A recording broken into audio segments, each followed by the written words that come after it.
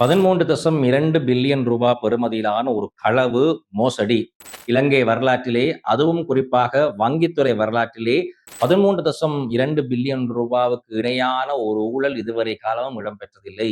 NDB வங்கியிலே இடம்பெற்றிருக்கிறது. பொறுப்பு கூற வேண்டியவர்கள் யார் என்ற கேள்வி கட்டாயமாகவே அங்கு வருகிறது. ஏப்ரல் மாதம் 2ஆம் தேதி கொழும்பு பங்குச்சந்தையிலே ஒரு அனௌன்ஸ்மெண்ட் வருகிறது. என்டிபி வங்கியிடம் இருந்து 380 மில்லியன் ரூபாய் பெறுமதியிலான ஒரு களவு ஊழல் இடம்பெற்றிருக்கிறது. ஆனால் இதனுடைய பெறுமதி இன்னும் அதிகமாக இருக்கலாம். உடனடியாக அது சம்பந்தமான தகவல்களை உங்களோடு நான் பகிர்ந்து கொள்கிறேன் என்ற அடிப்படையிலே என்டிபியினுடைய அனௌன்ஸ்மெண்ட் ஒன்று வந்தது. அதற்கு பிறகு அடுத்த நாள் பங்குச்சந்தையிலே பங்கு பரிவர்த்தனை செயற்பாடு இடம்பெறவில்லை. என்னால் ஒரு விடுமுறை தினமாக இருந்தது. அதற்கு பிறகு பங்குச்சந்தையிலே பங்கு பரிவர்த்தனை திங்கட்கிழமை ஆரம்பித்தது. திங்கட்கிழமை ஆரம்பிக்கின்ற பொழுது ஒரு மிகப்பெரிய ஒரு அனௌன்ஸ்மெண்டாக என்டிபியினுடைய இன்னும் ஒரு அனௌன்ஸ்மெண்ட் வந்தது. 380 மில்லியன் ரூபாய் அல்ல ஊழல் மோசடி பெறுமதி. அதனுடைய பெறுமதி 13.2 பில்லியன் ரூபாய் என்று அவர்கள் அறிவித்திருந்தார்கள்.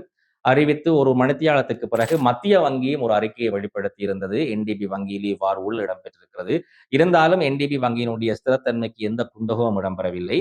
அவர்களுக்கு தேவையான அளவு நிதி தேவையை நாங்கள் பூர்த்தி செய்வதற்கு தயாராக இருக்கிறோம் என்ற ஒரு செய்தியையும் மத்திய வங்கி வெளிப்படுத்தி இருந்தது. அந்த நேரத்திலே பங்கு சந்தையிலே என்டிபியினுடைய பங்கு பரிவர்த்தனை செய்யப்படவில்லை. டெம்பரரியாக அந்த பங்கு பரிவர்த்தனை ஹோல்ட் செய்யப்பட்டிருந்தது. காரணம் என்னவென்று சொன்னால், மிகப்பெரிய அளவிலான ஒரு ஊழல்.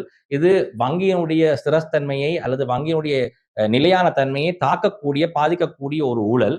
ஆகவே இது சம்பந்தமாக முதலீட்டாளர்கள் சரியான விளக்கத்தை பெற்றுக்கொள்ள வேண்டும்.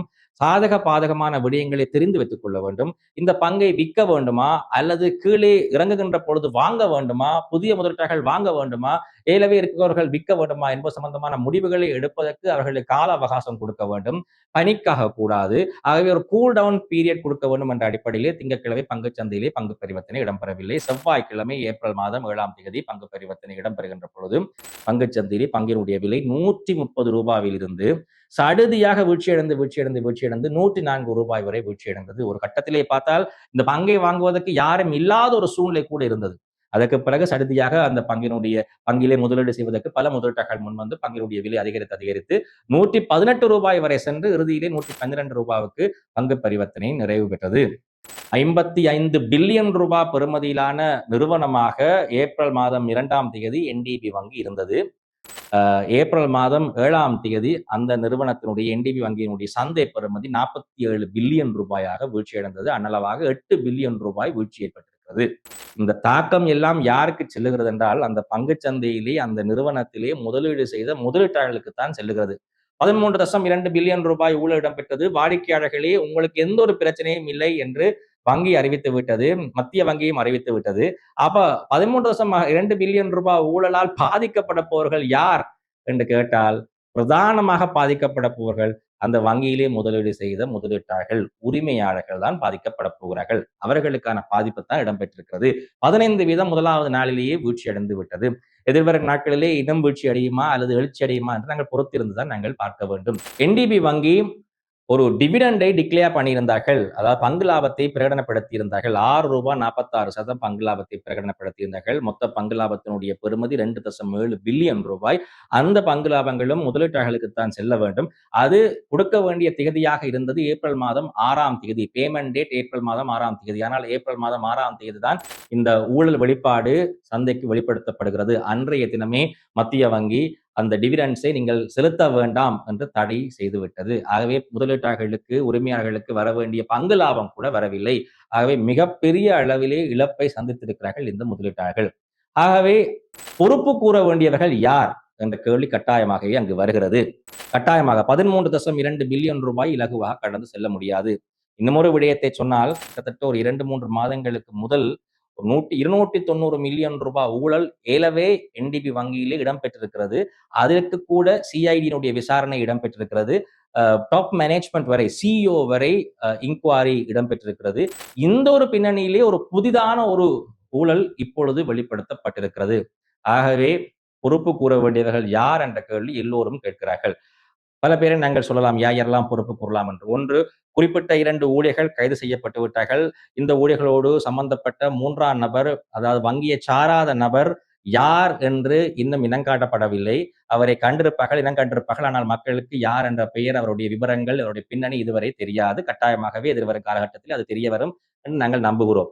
ஆகவே இந்த ஊழியர்கள் கைது செய்யப்பட்டு விட்டார்கள். இந்த ஊழியர்கள் இருந்த division, department, theft department, theft அதாவது செஃப்ட் டிரான்ஸ்ஃபர் செய்கின்ற பொழுது அந்த டிரான்ஸ்ஃபர்ஸ், அந்த ப்ரோசஸ் செய்கின்ற இந்த டிபார்ட்மெண்ட்லே தான் இந்த ஊழல் இடம்பெற்றிருக்கிறது.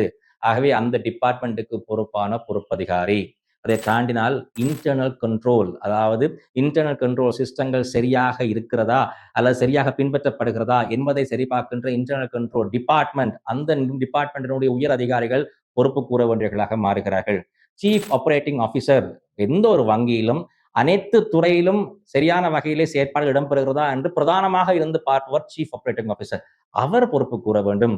இவை எல்லாவற்றுக்கும் மேலதிகமாக போர்ட் ஆஃப் டிரெக்டர்ஸ், பணிப்பாளர் சபை கட்டாயம் பொறுப்பு கூற வேண்டும்.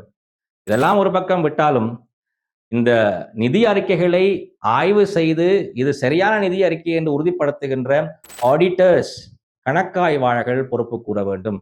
இஎன்ஒய் ஆடிட்டர்ஸ் தான் இதற்கான, இந்த பேங்குக்கான ஆடிட்டர்ஸாக இருக்கிறார்கள்.